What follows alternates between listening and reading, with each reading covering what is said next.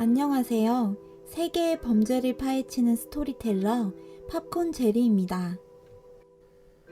2014년 5월 23일 미국 캘리포니아주 산타바바라 카운티 아일라비스타에 위치한 캘리포니아대 산타바바라 캠퍼스 근처에서 총기 난사 사건이 벌어집니다. 총 7명이 사망하고 14명이 부상을 입은 이 사건의 범인은 당시 23세의 청년 엘리엇 로저. 사건이 일어난 후 범인 엘리엇의 아버지가 영화 헝거게임의 조감독이었고 엘리엇 또한 가족들과 함께 헝거게임 시사회에 초대받았었다는 사실이 알려져 화제를 모으기도 했습니다. 엘리엇 로저는 왜 이런 끔찍한 범행을 저질렀던 것일까요? 엘리엇 로저는 1991년 7월 24일 사진작가이자 필름메이커였던 아버지 피터 로저와 말레이시아계 어머니 사이에서 태어나 영국에서 자라다가 5살 때 미국으로 이주하게 되었습니다. 그 후 아버지 피터 로저는 엘리엇의 친어머니와 이혼하고 모로코계 여성과 재혼했는데 엘리엇은 새어머니와 의붓 형제들과 사이가 매우 나빠 새로운 가정에 적응하기 힘들어했고 부유한 집안을 가진 그였지만 학교에서는 심한 학교폭력에 시달리는 등 사회성이나 대인관계가 늘 좋지 못해 이로 인해 정신과 상담도 자주 받았으나 약간의 아스퍼거 증후군이 의심될 뿐 자폐증이나 조현병 같은 증세는 없었다고 합니다. 10대 시절부터 월드 오브 크래프트를 비롯한 판타지 계열 비디오 게임과 서브컬처에 빠져있던 그에게는 고민이 있었는데 그 고민은 바로 동정을 언제 떼느냐였습니다. 엘리엇은 주변의 또래들이 차츰 연애를 하고 여자친구들과 성관계를 가지는 것을 보면서 엄청난 열등감과 조바심을 느끼며 불안해하고 있었던 것입니다.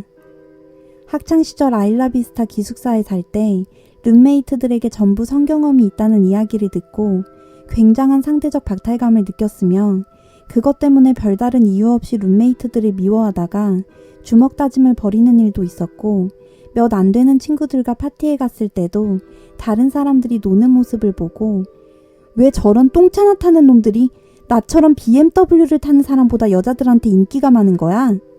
라며 시비를 걸었다가 두들겨 맞고 병원에 입원하는 일도 있었습니다.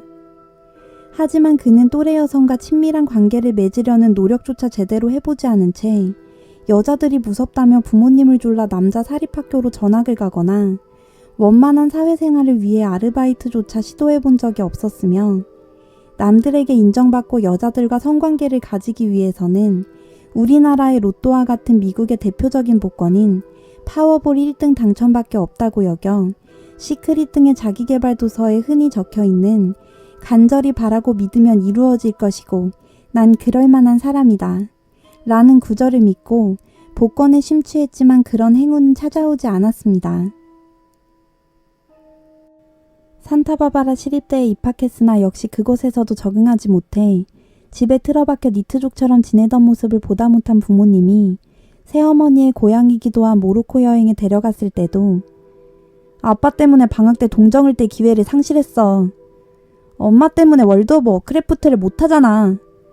라며 길길이 날뛰던 엘리엇은 놀랍게도 2012년부터 살인계획을 구상하고 있었고 2012년 가을에 글록 34 한 자루를 2012년 봄에 시그피 226 두 자루를 추가로 구매했으며 범행 전날 자신의 유튜브에 엘리엇 로저의 응징이라는 제목의 영상을 올려 내일은 응징의 날이라면서 여자들은 다른 남자들에게 애정과 사랑을 주고 성관계를 해줬지만 내게는 단 한 번도 허락해준 적이 없다.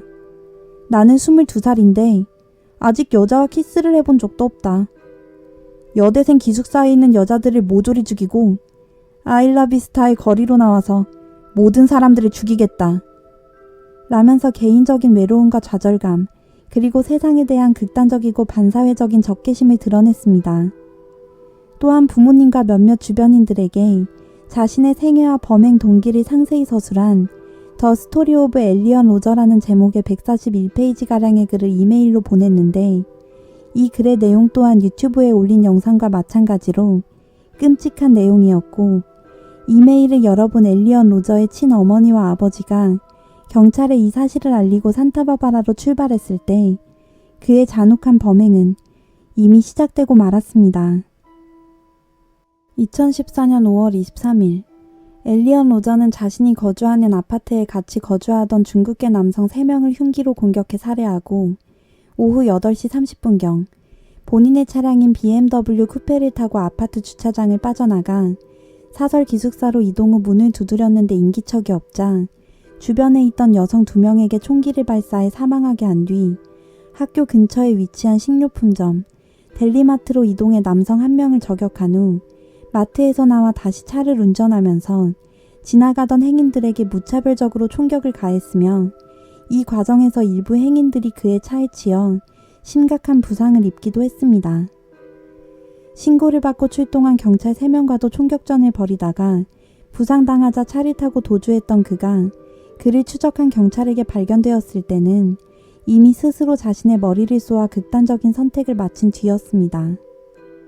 산타바바라 캠퍼스와 아일라비스타 전역은 침통한 분위기로 변했고 5월 27일에는 산타바바라 캠퍼스에서 희생자들에 대한 추도식이 열렸으며 로저의 차 안에서 9mm 반자동 권총 3자루와 사용되지 않은 탄환 548개가 추가로 발견되면서 정신적인 문제가 있음에도 총기를 소유하는 데에 별다른 제약이 없다는 사실이 지적되는 한편 범행 동기 자체가 정상적인 사람들 입장에서 이해하기 힘든 찌질함 그 자체였기 때문에 엘리언 로저의 여성 혐오적인 글과 발언들은 인터넷에서 조롱과 관심의 소재가 되었는데 평소 반사회적이고 여성 혐오 성향이 강한 포첸 게시판 등지에서는 엘리엇을 궁극의 신사라고 부르며 농담처럼 찬양했고 실제 2018년 4월 캐나다 토론토 도심에서 벤을 몰고 행인들에게 돌진해 10명의 사망자를 낸 토론토 차량 돌진 사건의 범인 엘릭 미네시언도 범행 직전 인셀들의 반란이 시작됐다면서